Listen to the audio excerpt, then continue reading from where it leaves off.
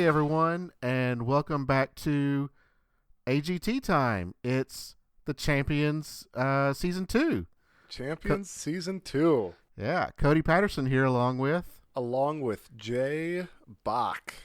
It's been a while. We wrapped up the normal AGT season and sort of went on a little hiatus here and ready to pick up for Champions this winter. Yeah, so Champions is back. We still don't know a whole lot about it, just like from last year. We're hoping that they kind of keep the same format that they had last year with 7 weeks. They have some prelims here. They're going to do, I think, a week or 2 weeks of semifinals, and then the finals. Yeah, they don't stretch this out too much. It seems like the full seasons, those can go on and on and on. But with these seasons, they, I think, tend to be a little bit shorter. It's more of a showcase than it is a entire production, maybe. Yeah, I would agree with that, and that's kind of what I'm feeling again from this season is that we're seeing the best of the best, but we're also seeing some new stuff that we've never seen before. We got acts from Australia and the Netherlands and Taiwan. They're from all over the world. Yeah, we had a group from Myanmar in this. Myanmar, episode. Yeah. So, so get out your atlases and follow along. Yeah. Now, last year, Jay, we did kind of a preliminary up to Champions. We didn't do that this year. We did not. We didn't. Did you? And I haven't had the time or the bandwidth to really invest in something like that. Were you able to sort of go back and watch YouTube videos of these groups? I have not. Just kind of a little pull back the curtain for everyone here. We weren't for sure if we were going to be doing this. There's Jay's got a lot going on. I got a lot going on. We just weren't sure if we're going to be doing this. This is kind of something we put together in the last week or so. So we haven't had time to go back and really watch the acts a whole lot. So we're coming into this fresh, spoiler free. We don't know what's going to happen. Right. We don't know what's going to happen. We prefer to remain spoiler free, even though the entire series was pre-recorded months ago. We don't want to know. If you do want to reach out to us, this might be the time to tell you that we do have an online presence, and I'm not sure that I'm going to get this right. We're AGT Time on Twitter. Yes. And agttime@gmail.com. agtcast@gmail.com. Oh, okay. And then what's the Facebook? And then it's AGTcast on Facebook. There is a guy that has AGT Time. He hasn't updated in like 5 years, so I'm not sure what's going on there. I'd love to have that on Facebook. Maybe one day we can get that. All right. Well, we would love to hear from fans. We did have a little bit of fan interaction with our summer season. If you have some input, if you've been to a show, if you think that we are terribly wrong or terribly right, we'd love to hear about it. So with that, you ready to jump into it? I'm ready to jump in. And Jay, I hope the super fans love us. Me too. Yeah, we got the mysterious super fans back. So yeah. And I guess we could talk a little bit about the judges too before we kind of start talking about the acts. Yeah, I'd love to talk about the judges because we have someone new and we have someone back.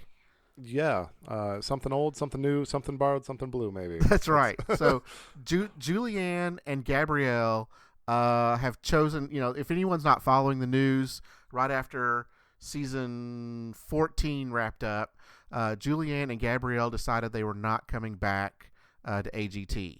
So for the champions, they brought back Heidi. And we also have Alicia Dixon from Britain's Got Talent.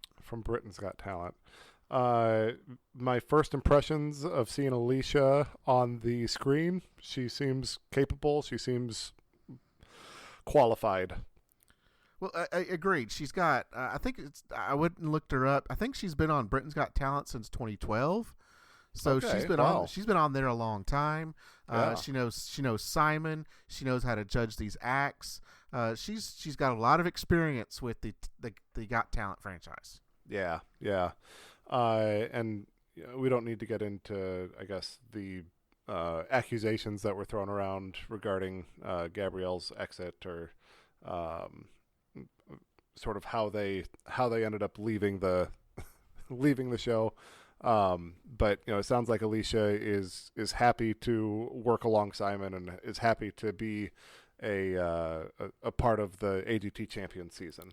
Right, and we're not sure if she's going to be back for the summer season. I don't think she will. She's going to be doing Britain's Got Talent probably here very soon. Yeah, because I think they do it more in the winter. So I don't think she'll be back for the summer, and I don't even know if Heidi will be back for the summer. I don't know we'll just either. we'll just kind of have to wait the next couple months and see if any new announcements come out for that. Yeah, it'll be fun to watch. I don't mind sort of the carousel of judges. I think that's healthy. I think that it's fun to see different judges. For acts to know that you can't just sort of play to one certain party. You need to you need to be able to play to anybody and everybody. I agree. I kind of like a little mix up, but I'd like for them to stick around a couple of years so we get to know them.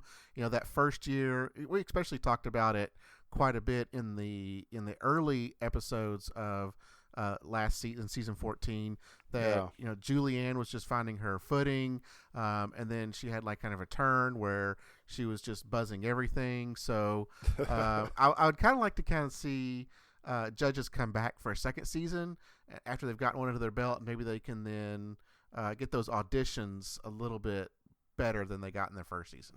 Yep. So, certainly a learning curve to doing that job. So, so Heidi's back. She looks wonderful. She's in charge of the Golden Buzzer tonight. We've mentioned Alicia Dixon, and then we've got Howie, who is Howie, and Simon is Simon. So yeah, and Howie already got some controversy, so we'll kind of get to that in a little bit as well. Yeah. All right. First act of the night is they're not a couple, a dancing duo, maybe Patty and Nico. Patty and Nico, right?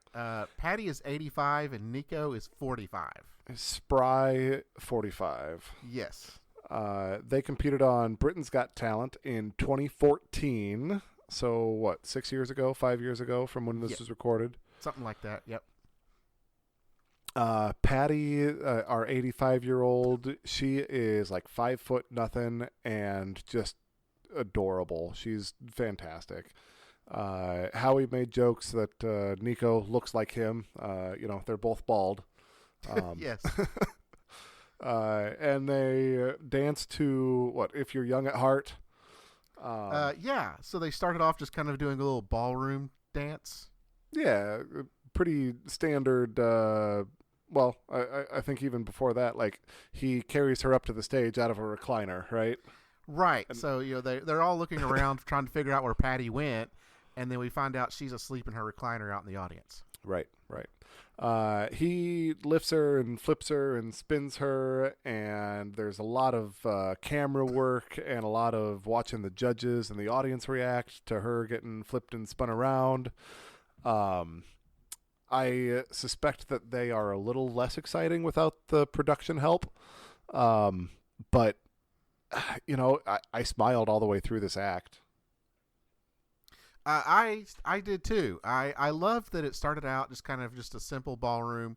That's what I was expecting, was just maybe a tango or some sort of ballroom dance that they were going to do, and then it just turned into this crazy dance routine where he is spinning her and flipping her. Something you would not expect from an 85-year-old. It was actually fantastic to watch. It was surprising, and it was a lot of fun. Yes. Would you say she's very good for her age? I would say she's very good. Okay. Right. But I actually would say she's very good for her age, because it's very stereotypical, but you do not see this from 85-year-olds. There are some 85-year-olds that are very active. There's many that are not. And it's just fantastic to see her being able to do this. Yes. The stresses that are put on her body as he lifts and spins and flip and all those things. Like,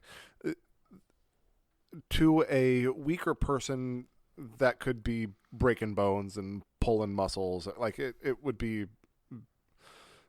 it could be terrible. But Yes. she's obviously still very agile and very strong, and she's not your typical 85-year-old grandma. No. So This was great to see. Some of the reactions from the judges. Howie's just going crazy, and watching this, like, he's completely taken off guard and surprised. And one of my first reactions was, does he not know who's coming on the show and go and watch these beforehand? I mean, he's kind of like us. And now he may be putting on an act, he may not be, but I was kind of the same way. Like, what is going on here? What are they doing? This is great, and it feels like Howie, and even when when these acts come on stage, they're surprised by who's coming out. So I don't know if they know who's coming on the show. It's fun watching them be surprised, but it's also like, are they really surprised? Yeah. I don't know. At the end of the day, this is a TV show, and it's meant to be entertaining, and it's meant to put eyes on the television and sell ads to sponsors. Like, that's really what it is. Yeah. It's not actually a search for the best talent in the world. We're going to find some of the best talent in the world along the way, but we're going to make sure that it's entertaining along the way. And if that means some production value added, if that means that the judges are playing stupid or pretending that they don't know something that they do know, or whatever, it's fine. That's fine. It's a TV show. Yeah, and I treat this champion show like it is, AGT proper, where they come out, they need to do their best. They're actually competing each other. But if you look at it at its core, it's more like the NFL Pro Bowl. They're just going out there. They're having some fun. They're trying to wow you as best they can. But they're not. I mean, and they're giving it all because they are competitors and they are entertaining you. But it is more of an exhibition. Yeah, it's the All-Star game. It's a showcase. It's an exhibition. Yep. Some of the judge reactions. Heidi just said, "You are amazing." Alicia, "My jaw was on the floor. So much fun. So inspiring." Alicia was familiar with them before. Simon was familiar with them from before. Yeah. Howie, "Amazing regardless of your age." So she's good for her age. Not bad for 85. Not bad for 85. And then Simon absolutely adored you, Nick. He even thought that Nico has slowed down. He did say that, yeah. And, I just turned 37. I'm looking 40 down the barrel here. And, my sometimes the bruises don't go away so fast. The muscles are a little slower to react. I feel you, Nico. Yep. I'm probably closer to Nico's age than you are, so I'm getting there as well. Okay, so our next act was Mike Young, our Subway singer from season 12. Does it seem like it's been that long? He lost to Darcy Lynn Farmer. Yes, because who wouldn't, really? Everyone lost to Darcy Lynn. So. No, I go way back as a Darcy Lynn fan. I remember Mike Young. I remember his story as a Subway singer. Right, he goes down there and he does his thing, and he makes his money from his busking. And since being on the show, in his video package, they tell us that he signed with a record label, and he's really doing okay. So his song tonight is an original song, I believe. Is that right? That's correct. He said that he created the song in collaboration with DJ Martin Garrix. Okay. Are you familiar with DJ Martin Garrix? I had never heard of that name before. And I think the name of the song is Dreams, and I'm double checking that. Dreamer. The name of his song was Dreamer. Yeah, and I enjoyed the song for what it's worth. I got some of the lyrics. I'm a dreamer, so don't tell me not to dream. I got freedom, and that's everything to me. So he's got uh, his voice. It's or his style. I guess his voice matches his style very well. I don't listen to a lot of like the R&B gospel, but I really enjoyed the song. I thought On the one, song. Oh, yeah, go go ahead. ahead. Go ahead. Yeah, no, I was going to say I thought the song was fine. It did seem like it was a good collaboration as far as an original song goes. I thought it was a pretty good original song. The one thing that bothers me, and it bothered me when he was on season 12, he sings too much with his hands, Okay. and he puts a way too much reverb in his songs. It's Like almost the like vibrato? yeah, it's almost like oh, and I was trying to think of the singer, and I just had it on top of my head, and I lost it. But anyway, there's another singer that kind of does something similar to that, and it's to me just a little too much reverb and vibrato in his singing. He's not a bad singer. He's a fantastic singer. He did great in season 12. That's my own personal pickiness Yeah. in his singing. No, and that's what we're here to do, is to be a little bit nitpicky, and I'm cool with that. And I was trying to decide how I feel about his voice. Like, on one hand, he's very passionate, and he's got a very powerful voice, and like he's singing from his toes, and then on the other hand, like, it doesn't sound like he's really working at it like that. It's not like it's like he has to, dig deep. It's not a full body workout for him, and it's easy to listen to. So I feel like he really strikes a nice balance of working hard and not working too hard at it. Yeah, I mean, I could kind of see that. Yeah. So I thought it was a great showing for Mike. Based on what I saw of him tonight in the number 2 spot, I'm thinking he's probably a also ran. I don't see him making it through the next round.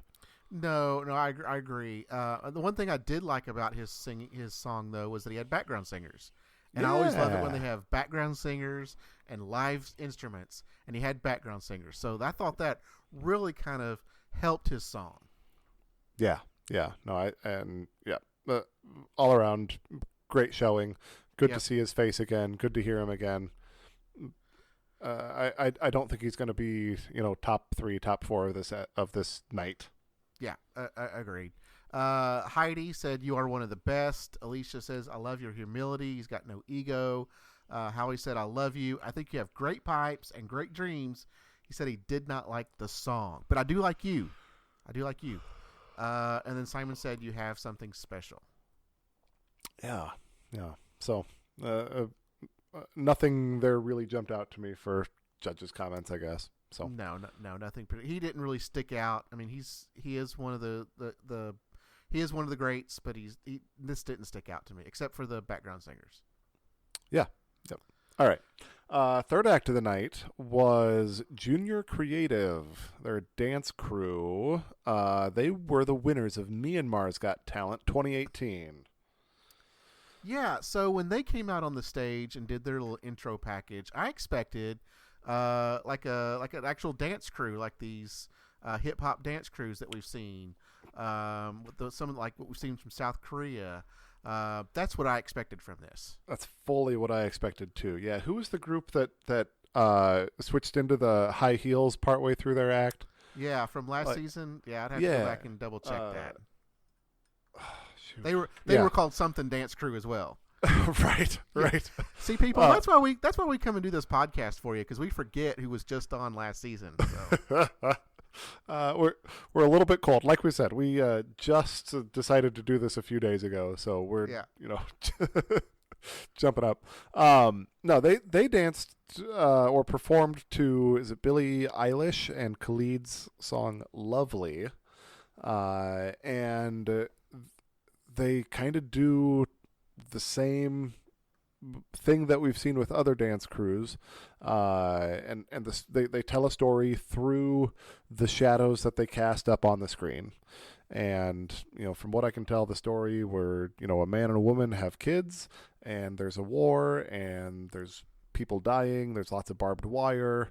The parents seem to get killed somewhere along the way, or they die as a result of the war, and then the kids grow up and visit the gravestones. Was that sort of how you interpreted that? That's exactly what I got as well. Yeah. All right. So,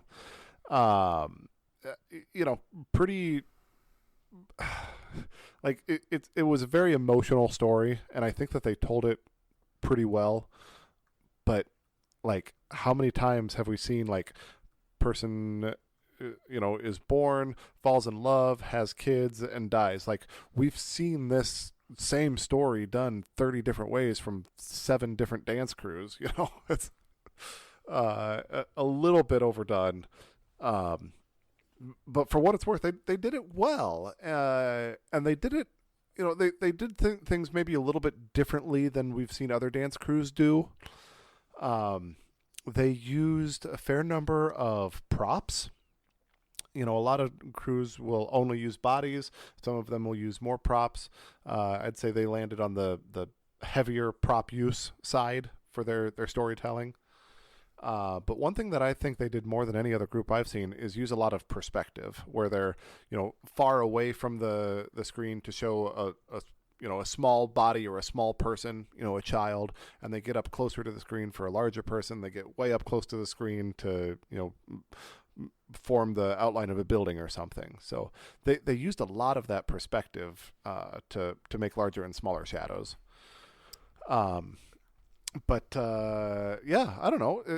You have any thoughts on them before we sort of get into judges' comments? Yeah, they reminded me a lot of the Verba Shadow from season 14, who kind of did some similar things. They had props as well.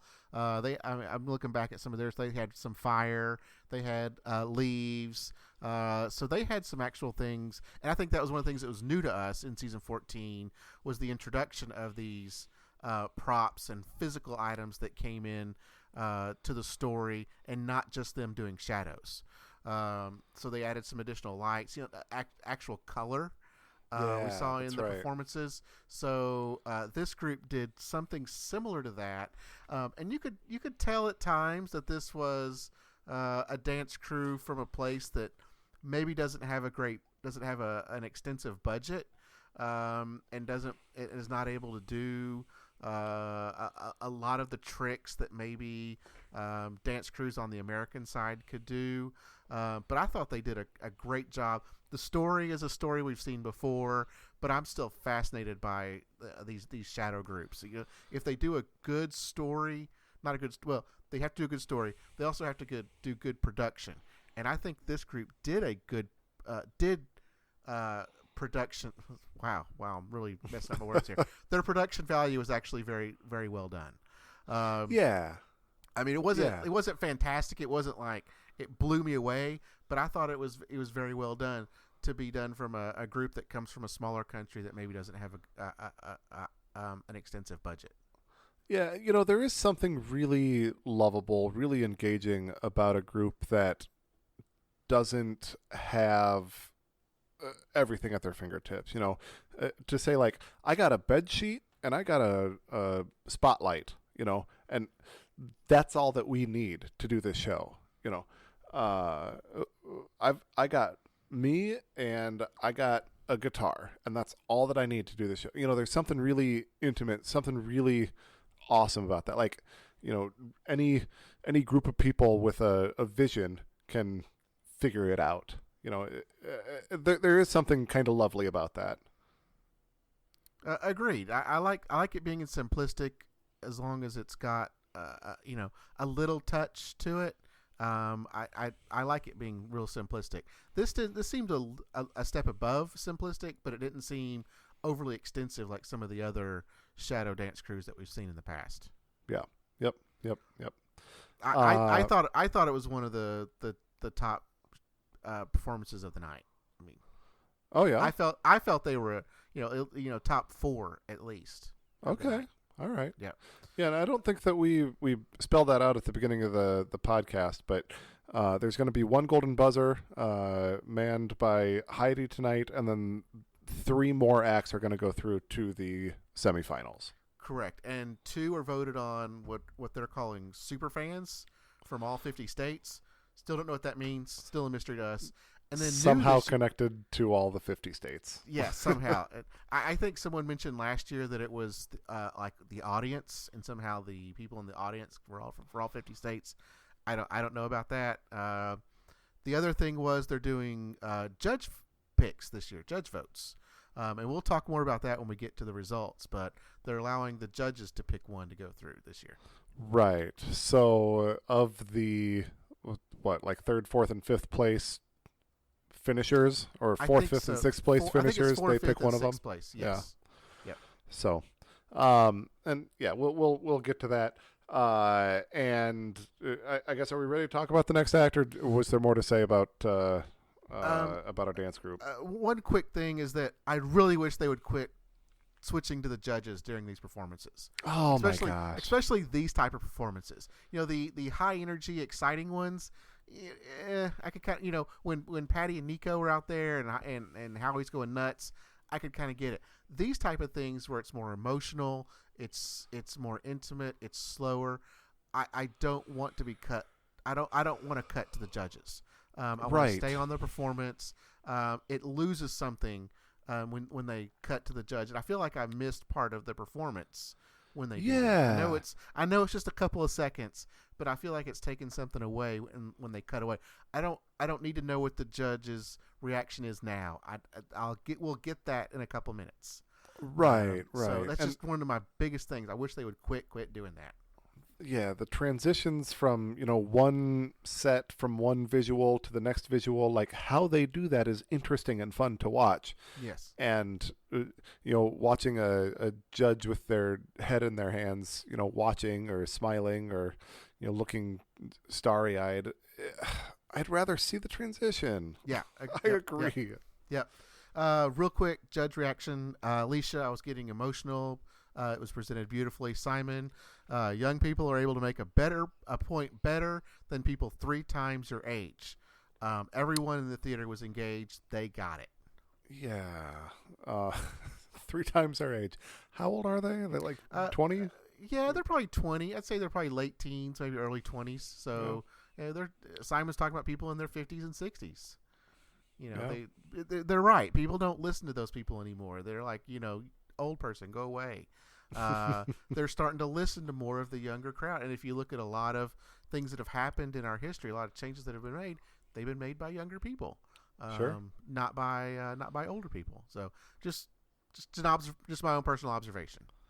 Yeah. Yep. Change is going to happen. So. Yep. All right. Next act of the night is a gentleman who is Hans. He calls himself the breakout star of season 13. Yeah. Okay. Self-proclaimed. Yes. Hans is an entertainer. Yes. He wears over-the-top outfits and lots of makeup, and he plays the accordion, and he dances and sings and does the splits and plays the accordion. He's kind of like Prince Poppycock, right? Okay, yeah, he's probably no. Okay, in the sense that yes, he wears very flamboyant outfits. I'm going to stop there. He is not like Prince Poppycock. Prince Poppycock is way more talented. He sings much better songs. Now, Hans is an entertainer. He's very flashy. He's got a lot of energy. I will give that to him. I don't think he has a lot of talent. There's talent there. Okay. He can sing, he can play the accordion, he can dance. Like there's those things are bubbling under the surface, and like Prince Poppycock is extremely talented, and like Prince Poppycock feels like maybe more of a character that he plays. Yes. And Hans is just like, he's always on. There is no, sometimes I'm not Hans. It's just like, I'm always Hans. Yes. Yes. So there's definitely differences. Yes. Now Hans was only a quarter finalist in season 13. Well, yeah, but he was the breakout star still. Okay. You don't have to go deep to be a star. I guess not. So all those that only made it to auditions, they can be breakout stars? Sure. Okay. Yeah, okay, why not? Yeah. How about Sethward, right? Like, he didn't make it far, but we remember... We fondly remember Sethward. I guess if you can wear walrus outfits and giraffe outfits and fall off beach balls, I guess you can be a breakout star. The caterpillar becomes a butterfly, man. Like maybe Hans is more Sethward than Prince Poppycock. I don't know. I don't know. So he comes out. He does like this banana themed stage show.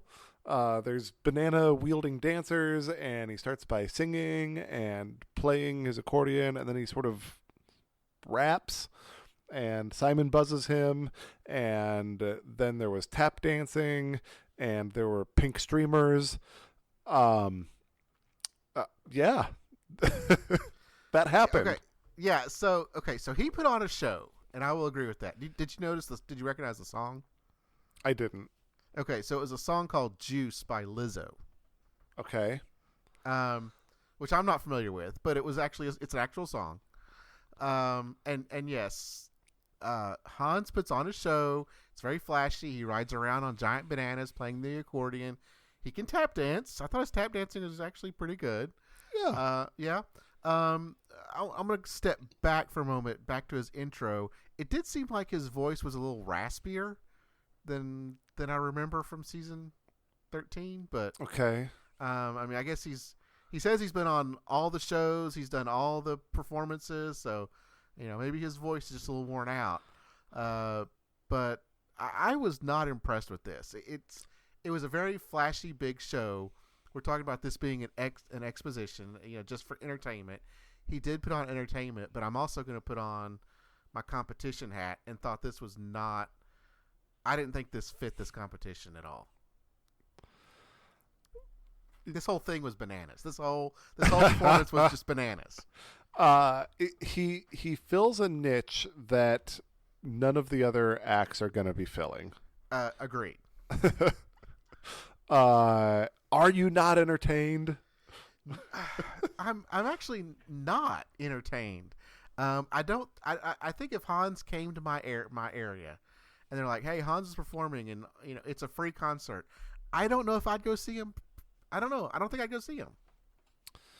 All right, yeah, small town Iowa, I'd show up, okay.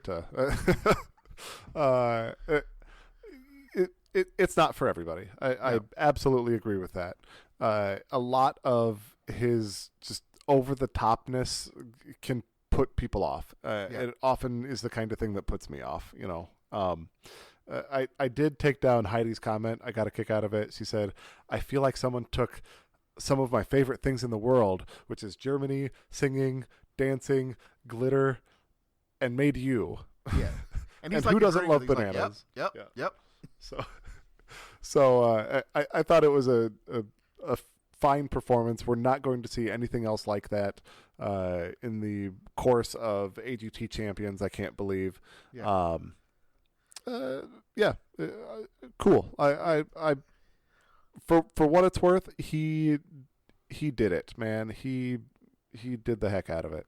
Now, I will say the best part of his performance was his back and forth with Simon during the judge reactions. Because Simon's like, none of it makes sense, overgrown bananas, terrible singing, weird dancing. And then Hans then says, when you let me come back, I'll sing I Dream a Dream. And pretty much like just burned him, like right there. And I thought that was, just kind of gave Simon some of his own medicine. Like, look, if you want me to sing the same song every time, I'll come back and sing the same song every time. That's not who I am. Yep. So I thought I actually liked that. It's like you kind of gave it back to Simon, and we'll get that a little bit later as well with another contestant. Yeah, yeah. But Alicia, I felt good watching you. Howie, I love you. And now the super fans will speak.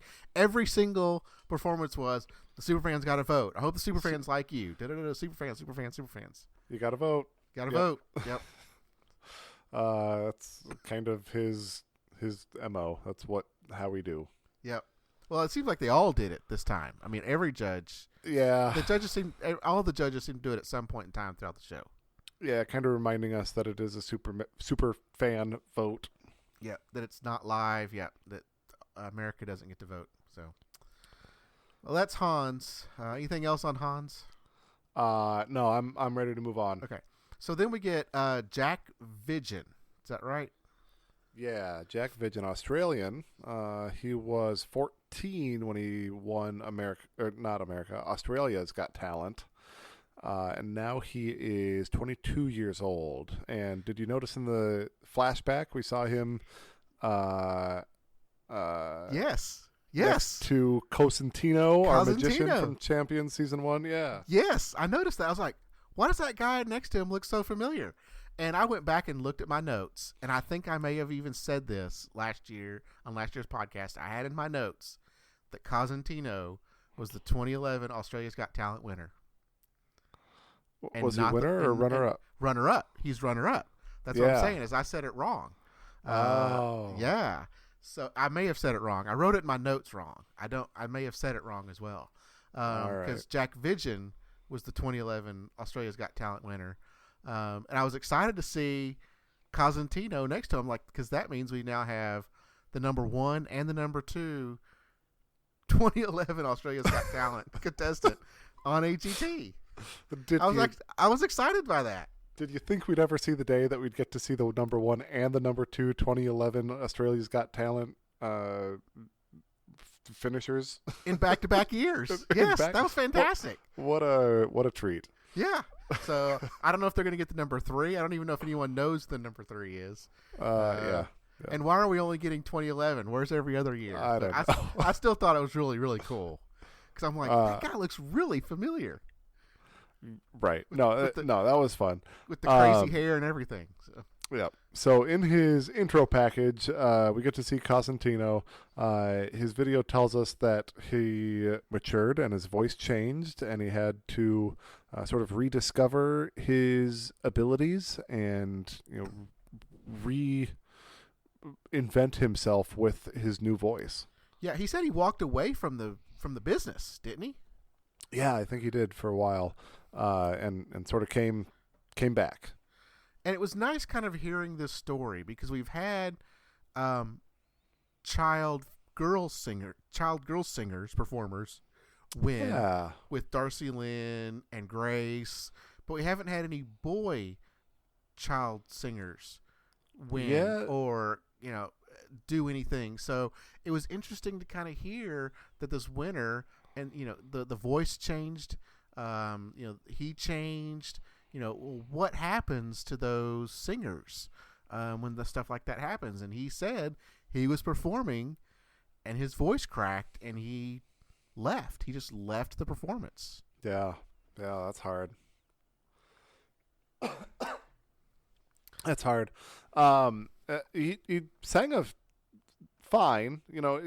This style of singer isn't really my thing. Kind of a highly emotional kind of song. I took some lyrics down. I keep fighting voices in my mind that say I'm not enough. Every single lie that tells me I will never measure up. Am I more than just the sum of every high and every low? Remind me just one again, just who I am, because I need to know. Yeah, you say I'm loved and I can't feel a thing. You say I'm strong, and then when I think I'm weak. He had kind of a throaty voice, lots of vibrato again. Yeah, not as much as Mike Young, though. Yeah, but plenty. I don't know. What'd you think of him? Top half, bottom half? I think he's more bottom half. The song was "You Say" by Lauren Daigle. I thought it was fine. He's probably right in the middle there or the bottom part with Mike Young. I didn't think the singers, especially these two, Jack and Mike Young, I didn't think they were fantastic. I guess if you count Hans, the top half is not doing too well for me on singers this year. This episode. So I thought he was fine. It was interesting that he stepped away. The story's interesting. Step away, or you win at 14, then you your body changes. You step away, and then you try to come back and reinvent your career. So kind of just see where he goes from here.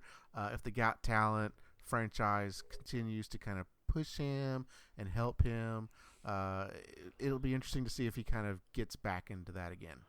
Yeah, it's a good story, and if I knew him from 2011, like, it would be kind of interesting to sort of see him back on the screen again and to know what he's been through since winning and how things have changed. Like, watching him reinvent himself, that's interesting. It really is an interesting story. I don't think that he's finalist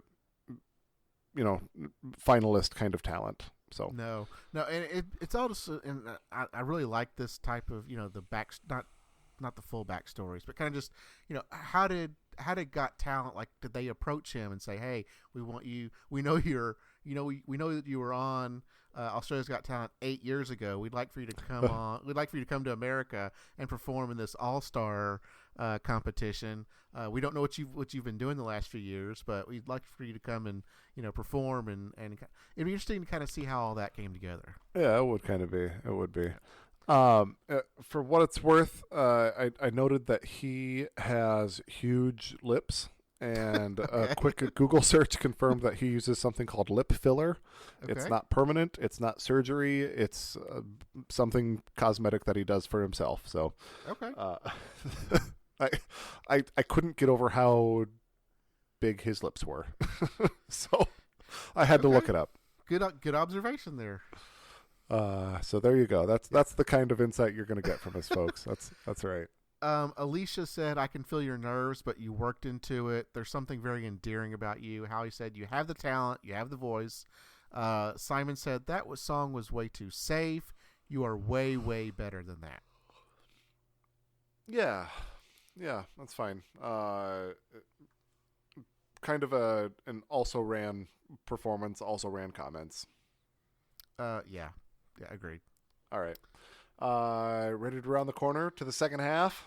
Duo Transcend back on the stage. Yes. Not only do we get him for our Brant Steel competition, but now we get him back for AGT the Champions. That's right.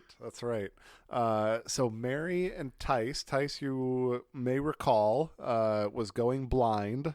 They do a trapeze act, and he hangs and flips her, and she sometimes hangs, and I don't know that she ever bears his body weight, but they swing and flip and do all sorts of dangerous things.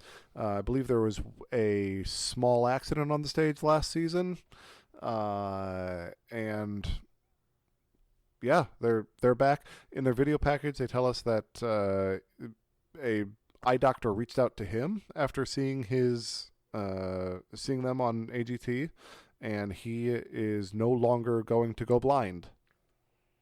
I loved hearing this. I don't do this a whole lot, but when I actually heard this, I clapped and cheered from this news. That they had found that this eye doctor, apparently the best eye doctor in America, reached out to them, was able to diagnose his condition and stop the progression. Now, they haven't reversed it, but at least they say he's not going to go completely blind. Whatever vision he has now is the vision that he's going to keep. I couldn't believe this story. I mean, this was amazing. Of all the backstories I've heard, for some reason, this one made me the most excited. Yeah. No, it was a very touching story. You know, it's the power of the America's Got Talent stage, right? Like, $1 million is great, whatever, but like that's life changing, right? Yes. Being able to now you can watch your son grow up. You have all these experiences now that you're going to be able to see.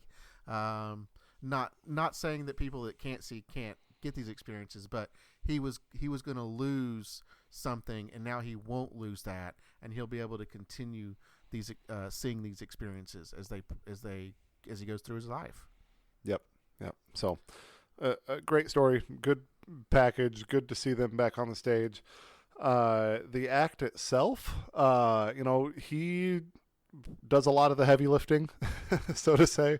For some reason, they said that they were going to do something that, and I apologize, Jay, I didn't mean to kind of just jump in there. They said they were going to do something that they've never done in front of people. I was really expecting her to kind of take over his role for a little bit. Yeah. So, now that you say it, I'm not sure exactly what the move was that they'd never done before in front of an audience, right? Yeah, I think it was one of the ones close to the end. Kind of there was a couple of them. There was there was one where she was standing on his shoulders, and then she fell, and then he grabbed her. Yeah. So, and they've done it like, is he right side up or upside down? Like it's like, how many different ways can they do this? But right. I do want to comment, like, the way that they set that up. We're going to do something we've never ever done before in front of a live audience. Yeah, but we're not going to tell you what it is. Yeah, and sort of that throwaway in front of an audience, like, oh, we've done it. Well, yeah, we've practiced it. Yeah. So, there was the one where he was sitting on the trapeze and like she was on his shoulders, like you said. She drops all the way down to his ankles. They both blindfolded themselves, and he's hanging with his knees on the trapeze, and she hangs parallel to him with her ankles like on the rope, and falls all the way down. And the producers fortunately slowed it down to slow motion for us so that we could see him catch her ankles. And it was like, I'm thinking it was that trick right there. It probably where was where he grabs her by one ankle. By the one ankle, yeah. Lots of lifting, spinning, flipping. It's fun to watch. They did the other sort of notable move was the full flip, the 360 flip from wrist, past the ankles, and then grabs the wrists again. You know what? They're fun to watch. I think that they should have gone further on the season that they were on. I like them. I like the story. They're not a typical AGT act. I'm all in on them. I love them. Oh, I love them too. And I was actually getting chills watching this performance. That doesn't happen a whole lot, but I got chills watching this. I think they're fantastic. I did notice that it seemed like they've put on a little bit of muscle mass since last time we saw them. They seemed bigger. I know they. I don't know what it was, but it seemed like they had a little more muscle. Both of them seemed that way. And just the things that they do, the way that they, and one of them, I think one of the comments was, Heidi, I love the trust you have for one another, the love you have for one another. Their love just seems pure, and the trust that they have in each other. And I think that's what really helps their marriage and their love life, is this trust that they have with each other on the trapeze. They're not just two people doing a trapeze act. I mean, these are life partners that have to trust each other, or they're going to get hurt. So I think that really probably helps them in their marriage as well. Yep. And they're connected, right? Yep. Not just physically, but like they're emotionally connected. They communicate to each other through very small ways that needs to translate to their act on the stage. So yeah, fun to watch. Great act. Howie, you will push the limits and put yourselves in harm's way. Simon, I think this was better than what you did before. And he says, I want you to have your own show in Vegas. Now, I haven't looked to see what they've been doing lately. Surely they're part of a show in Vegas. Do you happen to know? Didn't we see them? I have no idea what they're up to.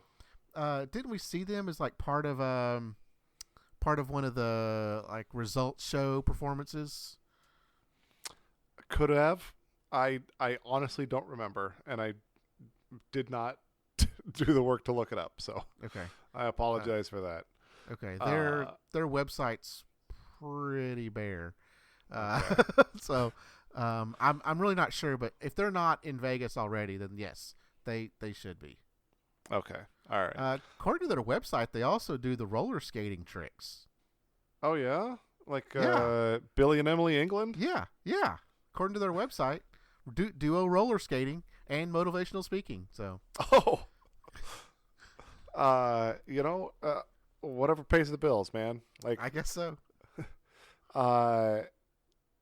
Yeah. You know what? Like, I might be interested to hear what he has to say as a motivational speaker, or what they have to say, even. Yeah, as absolutely. I think speakers. I think they're probably a group. They probably do it together. Yeah, absolutely. Yep. Okay, so our next act, our comedian of the night, Dan Natterman. Do you remember Dan Natterman? Yes. Not very well. When they showed us his intro package, like, oh yeah, that guy. Yeah. So I remembered him. And in his intro package, they kind of talk about how he,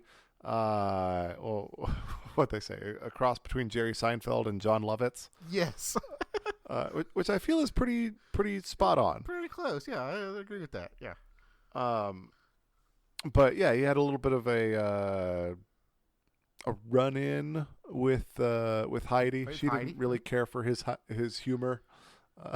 Was he making like some Germany jokes? He was making some Germany jokes, and he thought he was like trying to impress her, or kind of just do something to kind of get her involved, and she apparently didn't take to it very well. Wasn't having it. Yeah. And he was a season 9 semifinalist, and I think that was his semifinals performance that cost him that. Yep. So he did not make it past the semis on his season. Had some banter with the judges before his act. During his act, he jokes about being an uncle. And there are no What to Expect When Your Sister Is Expecting books. There is no Uncle's Weekly magazine. It's like, your nephew's doing drugs. Well, it's not your problem. Here's some getaway ideas for this weekend. Yeah, I'm loving these jokes. I'm an uncle. I don't have kids, but I am an uncle, so I relate to a lot of these jokes. It's like, I get this. So I was actually loving this little part of his routine. All right, yeah. Maybe a little bit of a niche audience, right? The I'm an uncle but not a dad audience. But he talked a lot about dating as well. He said you don't need to have conversations anymore; you just text. He talks about texting a woman, and it's like, but I'm right here. Just talk to me. Right? Yeah. That was sort of the punchline. So. Simon didn't care for it. No, got a buzz. Simon gave his second buzz of the night. Howie thought that he was great, and that's all that I took for judges' notes on that. Dan was doing a great job until that point, but I don't know how much further he actually went. But in the taping, he only had like one more joke, and he told two more jokes. One of them he directed right at Simon, which still didn't go over very well. And then I think he had one more, and then he was done. So he was almost finished with his set anyway, but that kind of just threw him off. But I love that Howie was just down there like, just keep going. And I was even like sitting in my chair like, no, man, just keep going. Just keep doing your thing. So Howie was trying to encourage him like, don't worry about it, man. Just do your thing. Just do your jokes. Yeah. comedians are gonna have a hard time on any talent show, any Got Talent show. It's such a different kind of thing to judge. Different, how do you compare apples and oranges? Right. They are the oranges in a bushel of apples. Yeah. It's hard and it's subjective, and that's that. I think you and I both have an appreciation for a good comedian, somebody who can make these jokes like he did, and they're not blue, they're not bawdy, they're just good, funny stuff. There's a place for that. I'm all in. I don't know that this was his best work. I don't know that it was his best material, but I enjoyed it. Yeah, and your jokes have to have some context. I'm going to talk a little bit for a moment about Britain's Got Talent, the champions.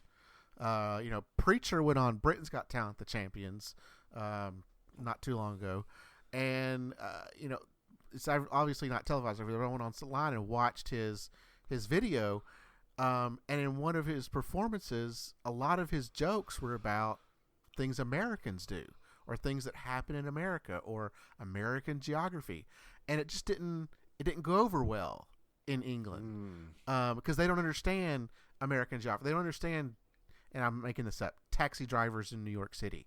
They don't understand any of that. So sure. your jokes have to have context and relate to the people that are watching you. Now, like you say, the uncle jokes are very niche, but it related to me. I got it. I understood why it was funny. Right, and there's uncles all over the world. Right.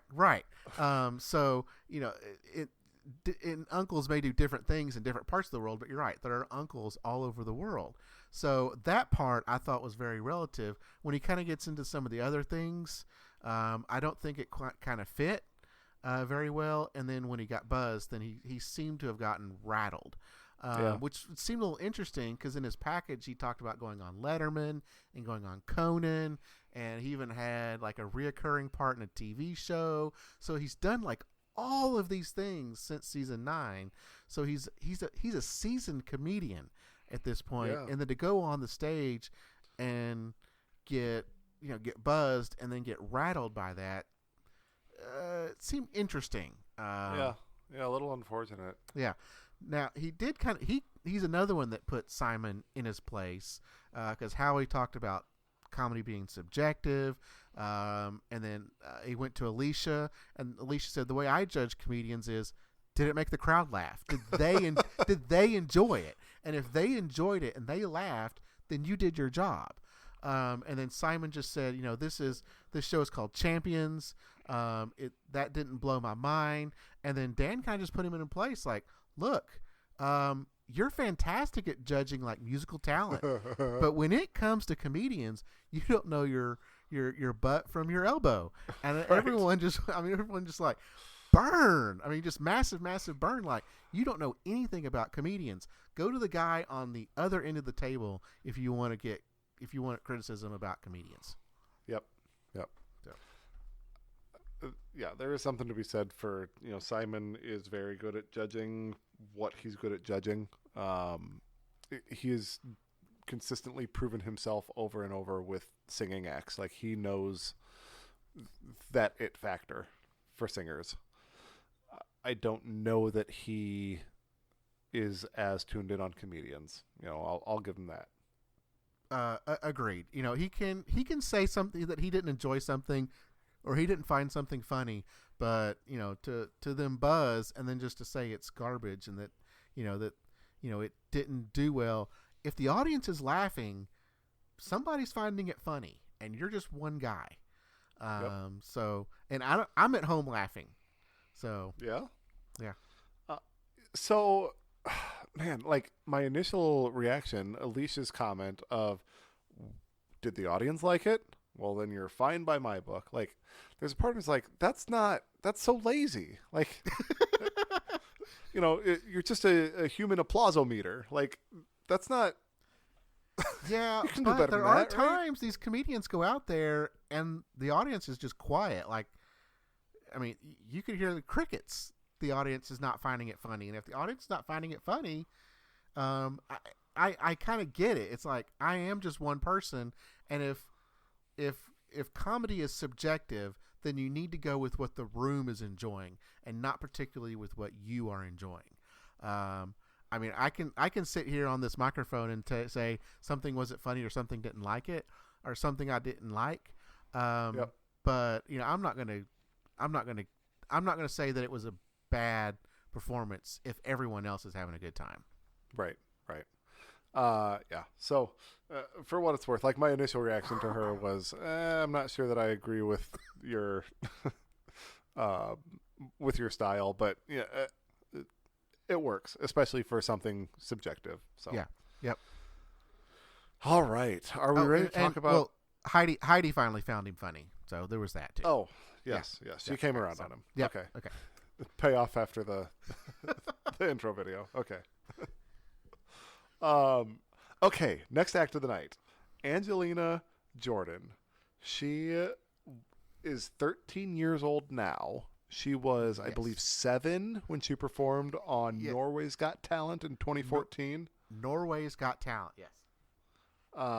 And she is so like these flashback videos of her from 2014 performing on Norway's Got Talent. Like she's 7, right? And she's got like these teeth that don't fit in her mouth, and she's just like, classic 7-year-old, kindergartner, first grader, kind of still sort of finding her body, right? Like just awkward as all could be.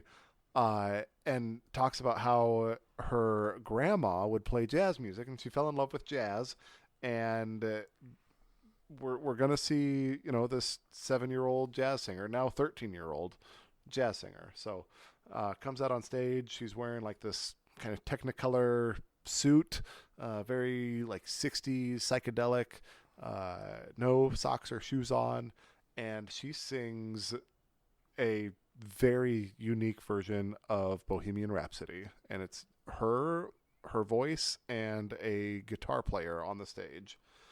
I was blown away. I loved it. Absolutely. I loved it. Yep. I love the jazz. I'm a big jazz fan. I love that. I'm a big Bohemian Rhapsody fan. Thank you, Wayne's World, for introducing that to me. So to kind of combine these two, and at first when she started singing, I was like, I didn't even recognize the song. Oh, really? Yeah, I didn't recognize it at first. But when she got into it, I'm like, oh, yeah, okay. Yeah, I'm digging this. And then you add the electric guitar. I'm like, okay, she's got musical instrument. And she also has this, and I looked her up, not her. She had this kind of Norah Jones style to her. So I looked up Norah Jones. I'm like, is Norah Jones jazz or is she like folk? I couldn't remember. And I looked it up, and her like the genre of music she sings is not on her wiki page. Oh, so I was like, I think Norah Jones is kind of a jazz, but she kind of had this Norah Jones sound to her. I'm like, okay, I'm really digging this. Okay, a little bit. Yeah, so I wrote down Billie Holiday is who she reminded me of. That kind of the throaty, like kind of way back in the back of the mouth vocals, but pure and lovely, and she's adorable, and the videos of her at 7-year-old are even more adorable. She's innocent and talented, really fun, really easy to listen to. Just wonderful all the way around. I know I've got a few different family members, people that have told me that they listen to the podcast, but they don't watch the show. This is one worth pulling up. Like, go to YouTube and watch Angelina Jordan. She's worth it. Yes. And also in her intro, boy, she was sucking kneecaps on Simon. Said Simon is amazing and he's a legend. So right then and there, she was already kind of trying to get on his good side. Bats her eyelashes. Yeah. I think she did a fantastic job. The Norway's Got Talent. She didn't sound Norwegian. I mean, is she American? I do not know her. Okay. Her story. Yeah, and I'm looking at her AGT wiki page, and it doesn't really say a whole lot. So her English is really good. So I didn't know if she was American that went over and performed on Norway's Got Talent and just happened to win. When they kind of played her, the video of her singing on Norway's Got Talent, I was thinking it's actually not very good, and so I'm not sure what else was going on Norway's Got Talent 2014 because it really didn't sound very good. She's certainly refined her skills. Absolutely, yes. The second half of her life. Yes. But I've got so little to complain about with her. She's lovely and wonderful. Yeah. This was one of those times where I talked about earlier where I said do the judges know who's coming on next? Because I think they showed one of the producers down at the judges table, and I think Howie said, "Hey, who's coming up next?" And they said it's Angelina Jordan from Norway's Got Talent, and I actually thought he said Angelina Jolie, and I was like, "Why is Angelina Jolie coming on here? That seems really weird." I was like, that would have been really interesting. I'm not sure what she would do, but yeah, I don't know. So some judge reactions. Alicia, I feel like I'm witnessing the birth of a star. I would agree with that. She got the golden buzzer from Heidi on this. Right. So we already know she's going to be in the finals. So she's now a top 10 champions contestant. Yeah, so, it's unfortunate that they steal us getting to see her in the semis. Agreed. I would like to see her again. Yes. I want more of her, not just knowing that she's going through the finals. Like, she's going through to the finals whether she performs in the semis or not. So let me see her one more time. Yeah. Howie, this song is going to change your life, your career forever. Simon, everything felt like it came from you. I've never heard that in that arrangement before. So it was an interesting arrangement. Yeah. So if she takes these like popular songs and converts them into jazz, that's fantastic. Oh, I love it. Yep. And then Heidi was like, I couldn't wait. It took you guys forever to get around to me. And she's like, and then she throws the golden buzzer down. Yada yada yada. Yep. Fantastic. Yep. I really enjoyed it. She was. Yeah, I've said what I need to say. She's fantastic. Now it's another singer. I think I'm satisfied with this golden buzzer. It is another singer, but I think I'm okay with it. Yeah.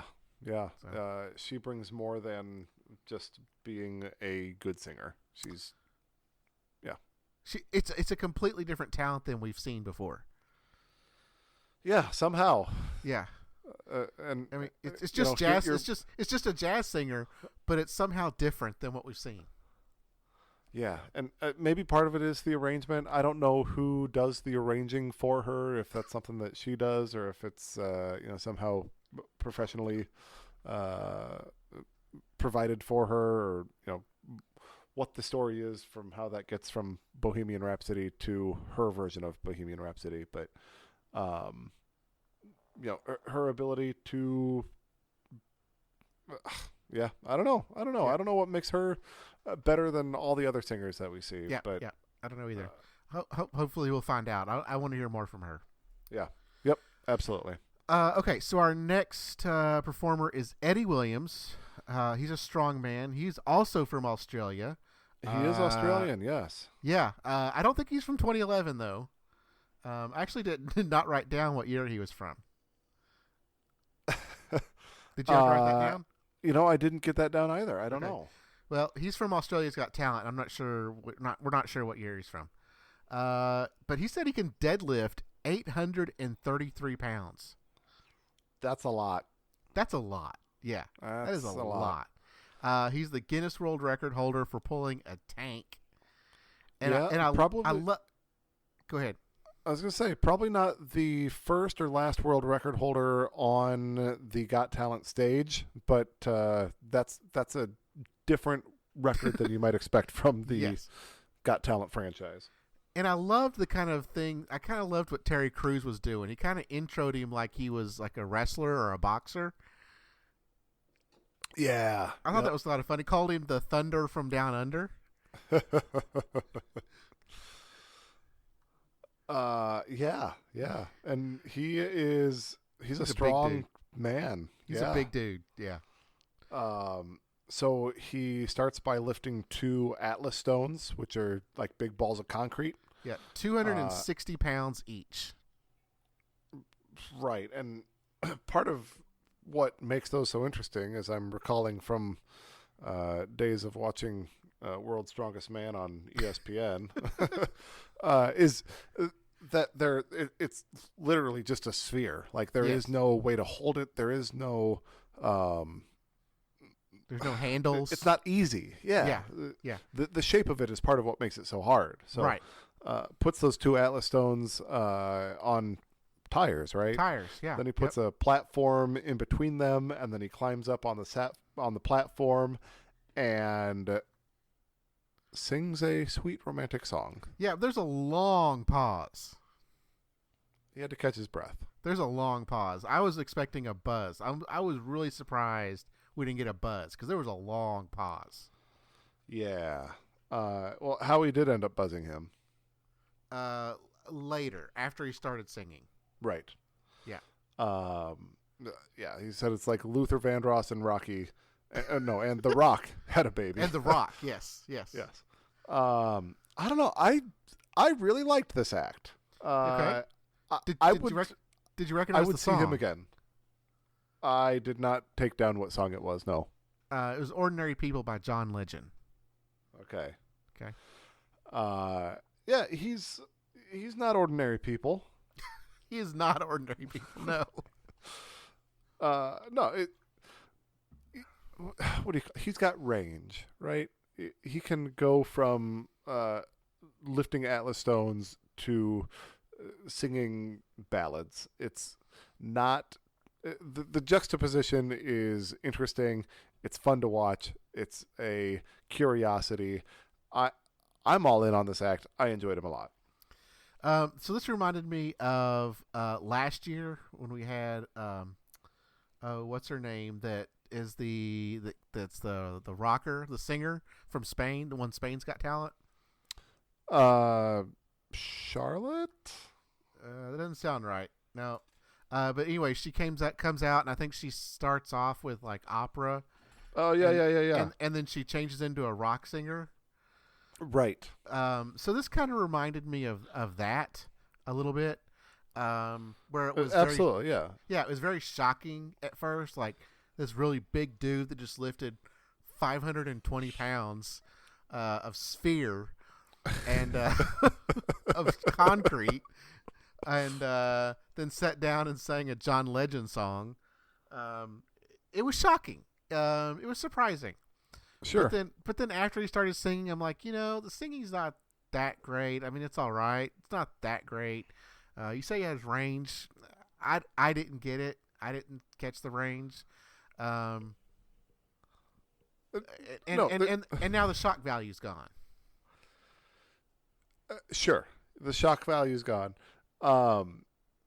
But you can't deny that he is varied in his talents. Yeah, I mean, he can lift a lot of weight, and then he can sing a song. Now, it'd have been great if he did both at the same time. That I'd be a little more impressed by. Jeez Louise, tough audience. I know, man. I have high expectations. Man. Especially from a Champions. I don't know. I liked him. I liked him more than you, apparently. But I thought he was fine. Yeah. I mean, I didn't hate him. I thought he was fine. I mean, he was a lot of fun. I loved the shock value. I loved the, hey, I'm a big old strong man lifting. And I was more impressed by the lifting of the stuff. But then after he lifted those two, I was like, okay, is this what he's going to do for two and a half minutes. I was like, what all is he gonna lift? And then when he started singing, I'm like, oh, okay, that's kind of cool. And then the singing as he started singing, I'm like, okay, it's not that great, but above average. Yeah, above average. He's not one bad, but he wasn't like a great singer. Hey, he's no Hans. he's not Hans. Very entertaining.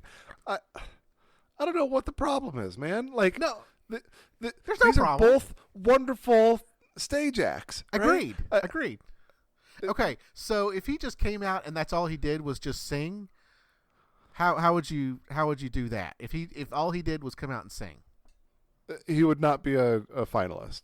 Okay, but you added the two together, and that's what I'm saying is that if he did the weight, if he lifted the heavy stuff and sang at the same time, now you've wowed me.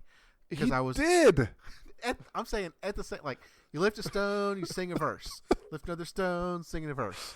If you're doing all that, but no, he lifted two stones, sat on a platform, sang a John Legend song, sang it all right. I'm not saying he was bad. I'm not saying he was terrible. I'm saying it was all right. Again, like you say, above average. 5.1 is what I'm going to give him.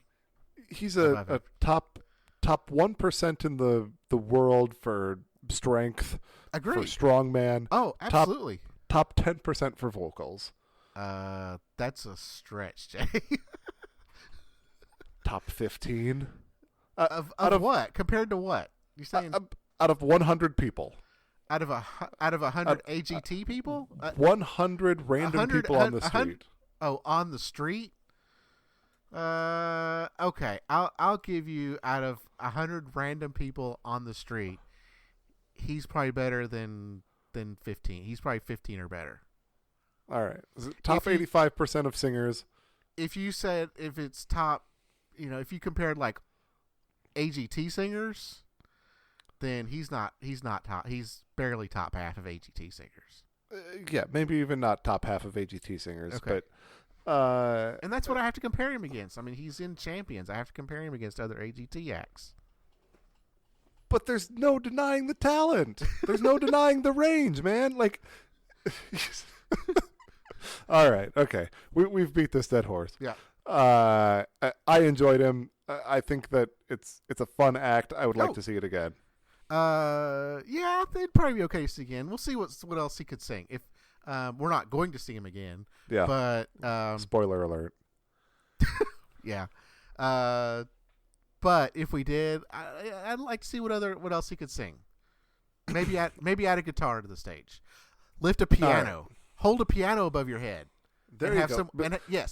Carry a piano out on stage and then play it. There you go. Carry a piano, and he doesn't have to play it. If you had a piano player with him, that'd be fine too.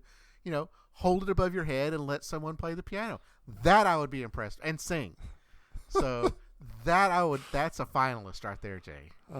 Yeah. He just needs to actually move the musical instrument. He actually needs to move the instrument himself. Yes. Right. Although if you move a piano, it goes out of tune. So. Right. There's okay. So we're running a little long. Let's get to our last act here. Okay, last act of the night. Diana Diaz from Venezuela. She was a finalist from Spain's Got Talent in 2018.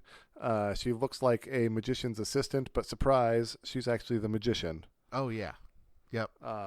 She does a trick.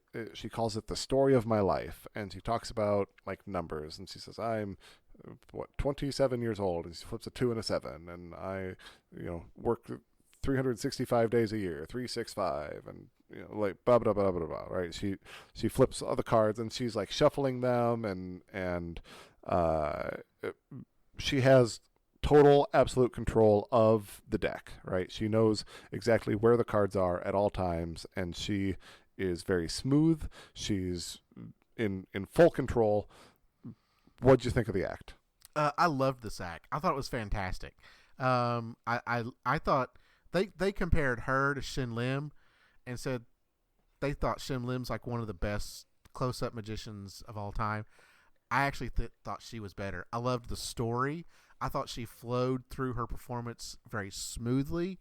The card tricks were right on point. Every number she mentioned, she threw down. She talked about her father, a king would pop up. Talk about her mother, a queen would pop up. I mean, just those types of things. I mean, it was on point. It was so fantastic. Now, my one question was, she had this one card, and I think it was the card for her dad that was not in the picture anymore. She put that card up like in the corner of the table, upside down, and I was waiting for that to come back, and it never did. Like it was going to be a different card, but it just stayed there, and it kind of threw me off. I loved the entire act, and I'm not saying that ruined the act.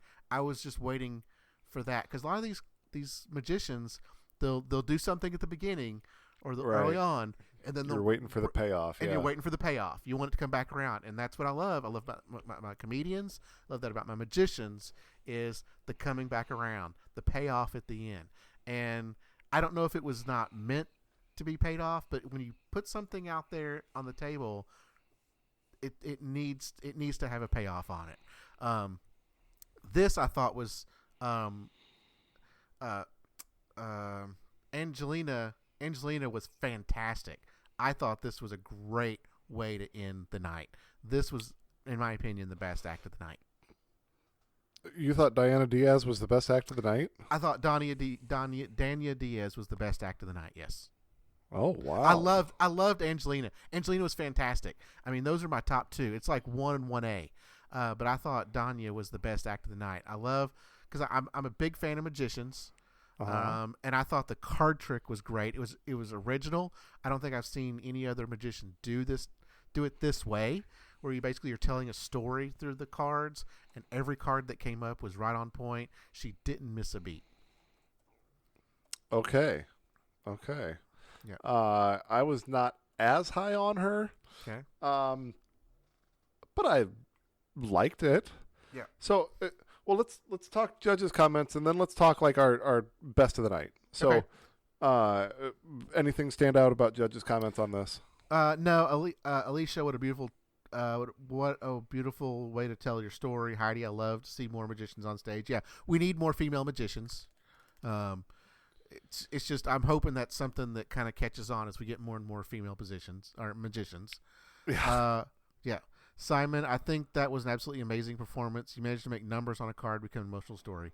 And I think that was the thing, is it was a good story. It wasn't just, like Shin Lim going from one trick to another. It flowed.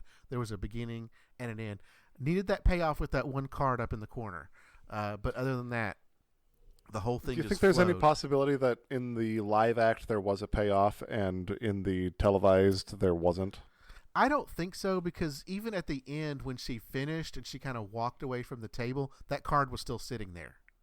I was paying attention to that card because I was waiting for it to be something. Kept watching it. I was watching it. I mean, I was expecting it. She put it up there in the corner, and I know these magicians, when they kind of put something off to the side, it's going to come back. So I was watching it as best I could, as best as the editing was letting me. Yep. Because I think that was the card that she said her dad was no longer in the picture. So I think it was like a king, and she turned it over and she'd put it up in the corner. And then I thought, something happened where maybe he came back. I was waiting for something to happen, and then she finished. She left the table to go do her reactions, and the card was still sitting there. Yeah. So. Yeah. But other than that, I mean, the judges, just all high praise from the judges. Okay. Yep. And rightfully so. She's fun to watch, interesting, very talented. So, okay. So we've got our 10 acts of the night. The way that they should run the golden buzzer is you watch the 10 acts and then you pick your golden buzzer. If it were up to me, I'd have picked Angelina Jordan when I saw her anyhow. Yeah. Agreed. Would you put Angelina Jordan as your golden buzzer, or is it Dania Diaz? No, I probably still would have put Angelina Jordan as the golden buzzer as well. Okay. Yep. Okay. I thought Danya was the best act of the night, but I think for his golden buzzer, I think they made the right choice. Okay. So who are your top three? We've got Angelina Jordan off the board. There's 9 other acts. Yep. So Danya Diaz would be on my list. Duo Transcend would be on my list. And Junior Creative Dance Crew would be on my list. Okay. I put Duo Transcend, Danya Diaz, and Junior Creative or Eddie Williams. Uh, just to be contrarian, I'd say Eddie Williams. Okay, yeah. I enjoyed him. So, okay, so it's time for the reveal. We're going to bring out 3 of the 9 remaining acts, and one of them is going to go through. We've got Dan Natterman, Patty and Nico, and then Duo Transcend. Who's going through? Duo Transcend. Yep. No surprise. And I think Dan Natterman was doing very, very well until he got buzzed, and that just threw him off. But I thought his set was fantastic up to that point. Yeah, he had a good set. Patty and Nico, I wouldn't be terribly surprised to see them come, as a surprise. Hey, they're fun to watch, and we like them. But no, Duo Transcend, I think, is lovable. Yeah. No surprise. Yep, absolutely. All right, the next 3 that we're going to see, Danya Diaz, Eddie Williams, and Mike Young. And the judges tell us who's going through. Well, it's not the judges. It's Terry Crews. It's Danya Diaz. So, cool. Happy for her. She's great. She's interesting. No surprise.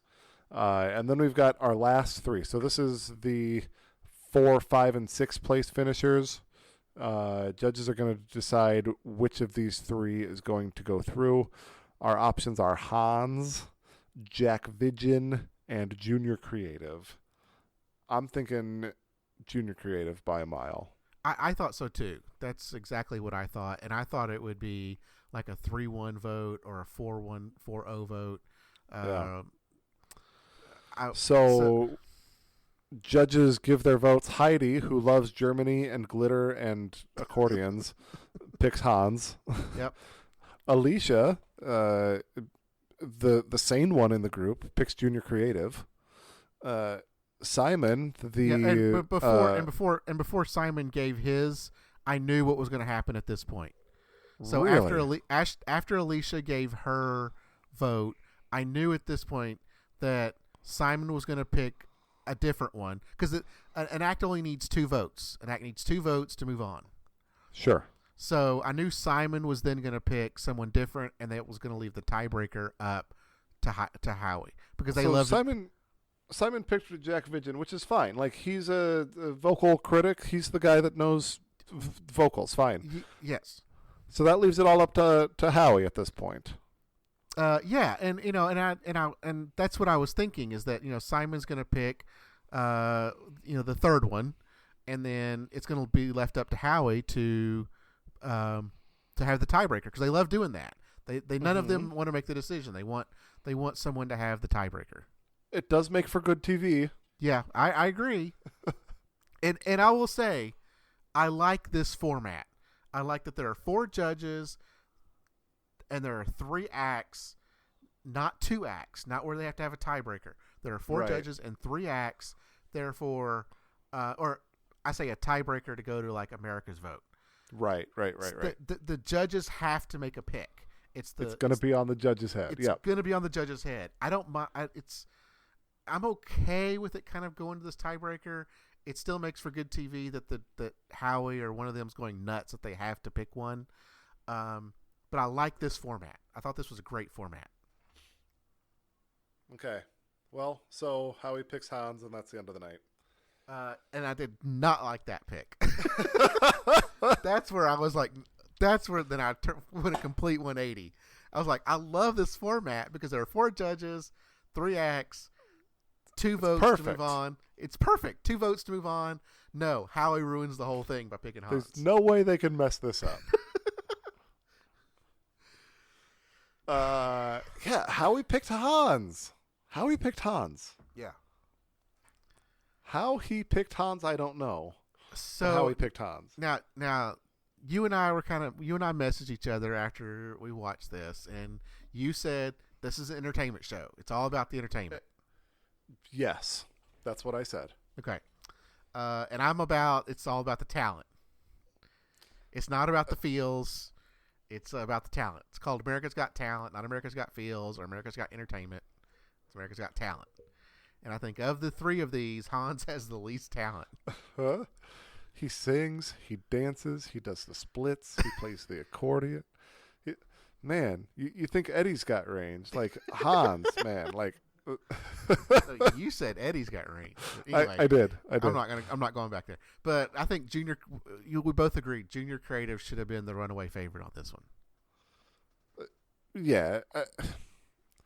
Jack's a singer. Hans is an entertainer. Junior Creative is an artist, right? Yeah. And I would prefer to see the artistry go through. I believe, but you know what? They're putting eyeballs on the screen. They're selling ad space to advertisers. Okay. So I can't fault them. You know, I don't think that any of those three is going to be finalist material. Okay, well, that was my next question is, Hans is going to be a semifinalist. Is he a finalist? No. Okay. Shouldn't be. Okay. And we don't know who's coming up. I haven't looked at the future lineup. I don't know who all is even on the show. So, if they were to pick Junior Creative, I'm not sure how that compares to other acts that we're going to see down the road the next few weeks. Right. But we'll see Hans on our screen again, and he'll do something crazy again. Bring it, like you do. Yep. Maybe he'll sit on a watermelon or something. I don't know. Yeah, maybe a watermelon themed act. I do like that we this is my final thought of the night. I do like that we have an international performance moving on. It's not all American performances. Yep. So that makes me happy. And I hope that trend kind of continues. I hope we don't see a ton of just American performances in the finals. Yeah. It's fun. I like seeing our internationals. It's fun that this is a world stage. We've got Danya Diaz and Hans, both international acts going through. Duo Transcend is a great story. And then, of course, Angelina Jordan is another international act. So 3 of the 4 actually are international. Is Hans considered an international act? Well, he was on America's Got Talent. Was he on any of the other Got Talent franchises? We might have to look into this. I think so, yeah. But he was, he's on America's Got Talent, so I'm considering him fine. Part of the America's Got Talent. Well, I'll allow it. Okay.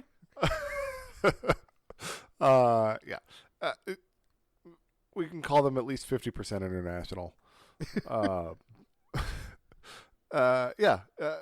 Great to have AGT back on my screen. Great to have this podcast to look forward to. I'm enjoying the season immensely. I always enjoy watching. If you guys have things to say, reach out to us. Go watch Angelina Jordan's video on YouTube. You won't be sorry. Real quick on Hans, it doesn't show that he was a performer on any other Got Talent, but he, according to his AGT wiki, it does not indicate that he was a performer on any other Got Talent, but he was a guest. He was a guest judge on Australia's Got Talent season 9 semifinals. Season 9. Oh boy, that was two years before Jack Vidgen showed up and Cosentino. Well, it's season 9, so we don't know what year that was. Oh shoot, I was thinking 2009. No, okay. It says season 9, so I'm not sure what year that was. All right. So he did give a golden buzzer to an opera rock singer. Okay. So there you go. All right. There's your Hans biography for the week. Thanks for the Hans trivia. So that's all I've got for Champions 1 of, week 1. Champions 2, episode 1. Yeah. I think they called it like the Champions 1, I think is what they called it for this week. I don't know. It's all confusing. I don't know. So that's all I've got for this week. That's all I got too. Cody, great to be back in the saddle. Yes. America, you're welcome for not sucking again. That's right. Super fans, please help us out. One last time, AGT Time on Twitter, AGTcast on Facebook, AGTcast at Gmail. I'm also on the Twitters at Cody L. Patterson. Jay's on the Twitters. at One Man Bander. So please reach out to us. If you went to any of the recordings, please reach out to us. I'm curious how all this works. I love behind the scenes stuff. I want to know how the shows went, how long they, whatever. So reach out to us. We kind of like to just ask some questions. So, all right. Thanks everybody for listening. Thanks. Bye. Bye.